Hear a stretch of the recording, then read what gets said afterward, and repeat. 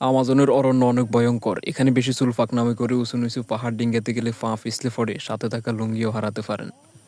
আমার সঙ্গী জঙ্গলের পোকামাকড় খাওয়ার অভ্যাস না করায় সে বিশেষ মুহূর্তে দুর্বল, এজন্য সহজে পড়ে লুঙ্গি উল্টে যায়। আমরা এখন আমাজনের শেষ প্রান্তে আছি, পাশে একটি আমাজনের ছোট অববাহিকা। এখন আমরা ক্রমে আমাজন গহীন থেকে বের হওয়ার চেষ্টা করছি। অল্প কিছুক্ষণের মধ্যে আমাদের নিতে ড্রাইভার ছাড়া একটি উড়ো ভ্যান গাড়ি উড়ে আসবে এবং সেখানে উঠে আমরা আমাদের মূল গন্তব্যের দিকে যাত্রা শুরু করব।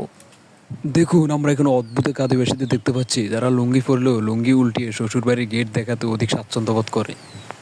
এখন আমরা তার কাছ থেকে জাপানিজ ভাষায় কিছু সাক্ষাৎকার নেব। অবশ্যই তার জাপানিজ ভাষা একমাত্র আমি ছাড়া আপনারা কেউ বুঝবেন না। তার এই অদ্ভুত ভাষা বুঝতে হলে আপনাকে অবশ্যই গুগল ট্রান্সলেটের হাতে পায়ে ধরতে হবে গিয়ে। তার আগে আমি আপনাদের অবশ্যই বলে দিচ্ছি তার জাপানিজ ভাষায় সে কী বুঝাতে চেয়েছিল। তার এই জাপানিজ ভাষায় সে বুঝাতে চেয়েছিল হার্ট এবং কিডনি ভালো রাখতে ভুলেও বাংলাদেশের ক্রিকেট খেলা কখনো দেখবেন না।